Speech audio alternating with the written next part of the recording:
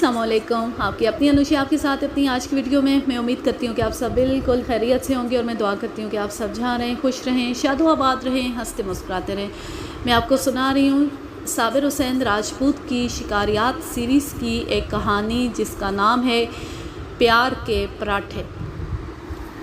अपने नाम की तरह बहुत ही दिलचस्प और मुनफरिद कहानी है, तो चले शुरू करते हैं। बाराती ठंडे हो गए थे। मेरे वालिद साहब ने कहा, अगर भाइयों की तरह अपने आदमी का हरजाना मांगते हो तो हमारे गांव चलो, जो मांगोगे दिलो जान से देंगे। उसका ख़ानदान हरजाने का भूखा नहीं।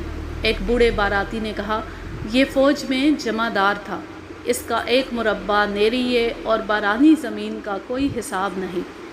सुलह सफाई हो गई। बाराती समझ गए कि थाने गए तो कुछ नहीं बनेगा। उन्होंने बातों में अपना रौब तो कायम रखा, लेकिन वो हथियार डाल चुके थे। वो लाश अपने गांव ले जाने पर आमादा हो गए।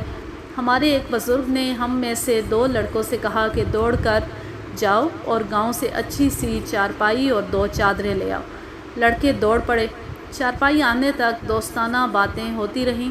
हमारे बुज़ुर्गों ने अफसोस और हमदर्दी की बातें की और उन्हें खुश करने के लिए हमें गाली गलौज की। औरतें डोली के इर्द गिर्द जमा थीं और दुल्हन के साथ बातें कर रही थीं। दूल्हा के मरने की वजह ये मालूम हुई कि वो बड़ा तजर्बाकार सवार था, गिरने वाला नहीं था। घोड़ा मुँह ज़ोर होकर सरफट दौड़ रहा था। एक दरख्त के नीचे से गुज़रा। दरख्त का एक टहन झुका हुआ था। दूल्हा की नज़र उस पर नहीं पड़ी होगी। उसका माथा और मुँह इतनी तेज़ रफ्तारी से टहन से टकराया कि वो घोड़े के पीछे गिरा। वो टहन की चोट से मरा था। चारपाई आई, उस पर एक चादर बिछाकर लाश उस पर रखी गई और दूसरी चादर लाश पर डाल दी गई। बारात जनाजा बनकर चली गई। दूल्हा का घोड़ा खाली साथ जा रहा था। हम सब खड़े देखते रहे। कुछ दूर जाकर बारात रुक गई। बाराती आपस में बातें करने लगे। डोली 4-5 आदमियों के साथ उधर को रवाना हो गई जिधर से ये दूल्हा लाया था। उन्होंने सोचा होगा कि लाश के साथ डोली जाती अच्छी नहीं लगती, चनाचा उन्होंने डोली वहीं से अपने आदमियों के साथ दुल्हन के गांव को रवाना कर दी। बारात दूल्हा के गांव की तरफ चली गई और यूं किसी नशेबी रास्ते पर गायब हो गई, जैसे उसे ज़मीन ने निगल लिया हो। यूं ही बारात गायब हुई, हमारी माएँ हम पर यूं बरस पड़ी जैसे अचानक ओले पड़ने लगते हैं। उन्होंने खूब वाही तबाही बकी। ये तूफ़ान थमा तो औरतों ने दुल्हन की बातें शुरू कर दी। उन्होंने बताया कि दुल्हन बहुत खुश थी कि दूल्हा मर गया है। दुल्हन ने औरतों को बताया था कि दूल्हा की उम्र 40 और 50 साल के दरमियान थी। दुल्हन उसकी बरादरी के घराने की थी। दूल्हा की पहली बीवी मर गई थी। उसने दुल्हन के माँ बाप को बहुत खिलाया पिलाया था, एक भैंस भी दी थी और कुछ रकम नकद भी दी। इस तरह उसने इस उम्र में 17-18 साल की लड़की के साथ शादी कर ली। दूल्हा चूँकि रुपए पैसे और हैसियत वाला था, इसलिए उसे बाकायदा बारात लाने और डोली ले जाने का शौक़ था, जो उसने पूरा किया। लड़की खुदा का शुक्र अदा कर रही थी कि बाल बाल बच गई। दरअसल बाल बाल तो हम भी बचे थे। अगर लड़ाई हो जाती तो हम में से 2-4 लड़के मारे जाते और बाकी ज़ख्मी होते। अगर वो थाने चले जाते तो आखिर में ख्वाह हम बरी ही हो जाते, लेकिन थानों और अदालतों में ख़राब होते रहते। उधर दुल्हन खुशो खुर्रम अपने माँ बाप के साथ वापस वैसी ही चली गई जैसी वहाँ से रुखसत हुई थी। हमारी माँओं को एक बहाना मिल गया। कहती थी कि ये शिकार तुम्हें कभी जेल खाने में बंद करा देगा। हम खामोशी से सुनते रहे। अगर दूल्हा दुल्हन की उम्र का होता तो हमारी माएँ हमारा बुरा हाल कर देती। वो खुश थीं कि 9 उम्र कंवारी लड़की बूढ़े से बच गई, जिसकी औलाद दुल्हन की उम्र की थी। चंद दिन गांव में गपशप का यही मौजू रहा। दूल्हा का गांव हमसे बहुत दूर था। दुल्हन भी दूर के गांव की थी। हमारे गांव के हम उम्र हमारा मजाक उड़ाते रहे कि हम गए शिकार को थे और दूल्हा को मार कर आ गए। दिन गुजरते गए और ये हादसा पुराना हो गया। 2.5-3 महीनों तक लोग इसे भूल गए।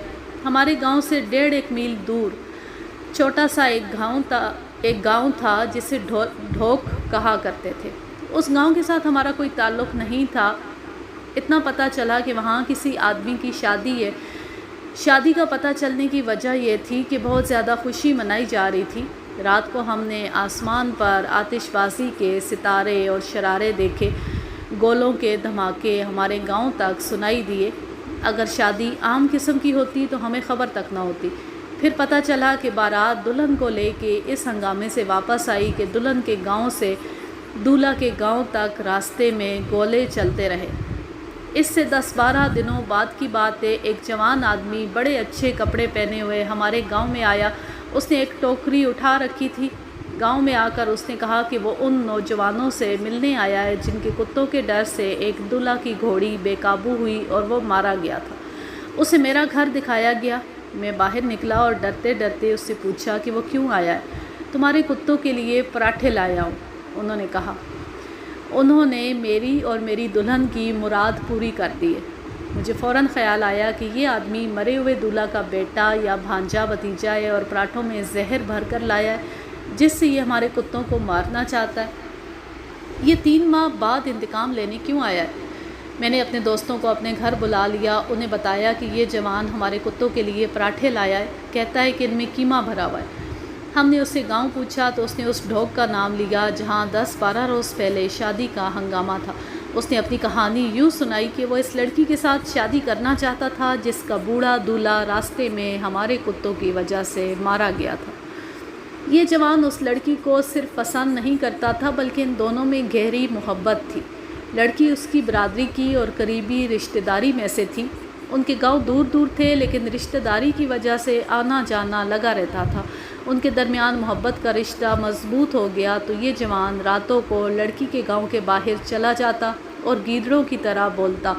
لڑکی چوری چھپے باہر آ جاتی اور ان کی ملاقات ہوتی۔ محبت کا عروج تھا جب اس جمعدار کی نظر اس لڑکی پر پڑی۔ اس نے لڑکی کے ماں باپ پر ایسے ایسے کرم کیے کہ وہ اندھے ہو گئے۔ جمعدار نے رشتہ مانگا جو ماں باپ نے مزید لالچ میں آ کر دے دیا۔ لڑکی لڑکے پر بم گرا۔ یہ جوان جمعدار کو قتل کرنے پر تیار ہو گیا۔ لڑکی کا یہ حال تھا کہ گھر میں پڑی روتی رہتی تھی۔ شادی کا دن مقرر ہو چکا تھا۔ لڑکی رات رات خدا کے حضور گڑ گڑاتی رہتی۔ اس کے ماں باپ نے اسے قید کر لیا، رات کو بھی پہرا دیتے کہ بھاگ نہ جائے۔ اس آدمی نے ان سے لڑکی کا رشتہ مانگا تھا اور اسے جواب مل گیا تھا۔ لڑکی کے ماں باپ کو شک ہو گیا تھا کہ لڑکی اس آدمی سے ملتی ملاتی ہے۔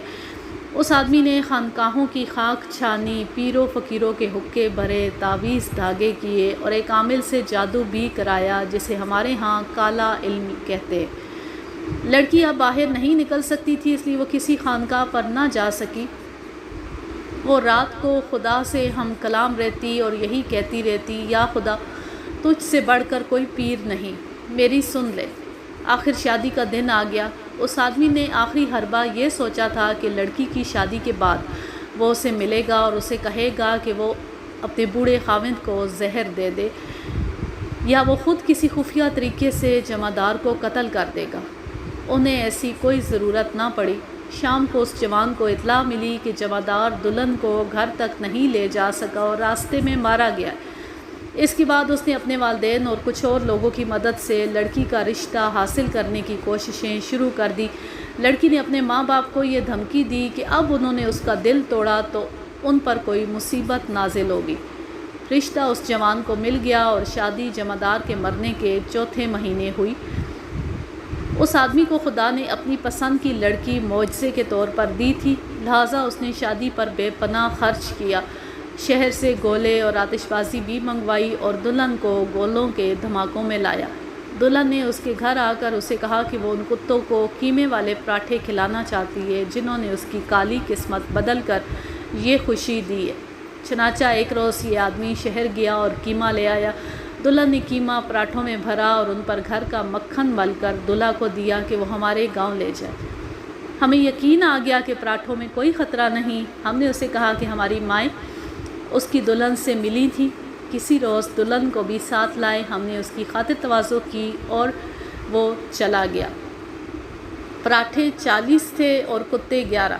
ہم نے 11 پراٹھے الگ کر لیے، اپنے تمام دوستوں کو بلایا اور 29 پراٹھے ہم نے خود کھا لیے۔ ایک ایک پراٹھا ان کتوں کو کھلایا جو اس روز شکار پر ساتھ گئے تھے۔ 3-4 روز بعد وہ دلہن کو ساتھ لیے میرے گھر آیا۔ میری شادی کو ابھی 4 مہینے ہی ہوئے تھے، وہ میری بیوی کی سہیلی بن گئی۔ اس کے بعد وہ آتی جاتی رہی اور ہر اس گھر گئی جس گھر کا کتا اس کے پہلے خاوند کے گھوڑے کو ڈرا کر بھگانے میں شریک تھا۔ وہ اکثر کہا کرتی تھی، یہ کتے کتنے پیارے ہیں۔ اب میں لیتی ہوں آپ سے اجازت، جہاں رہیں خوش رہیں، شاد و آباد رہیں، ہنستے مسکراتے رہیں۔ اللہ حافظ، اللہ نگہبان۔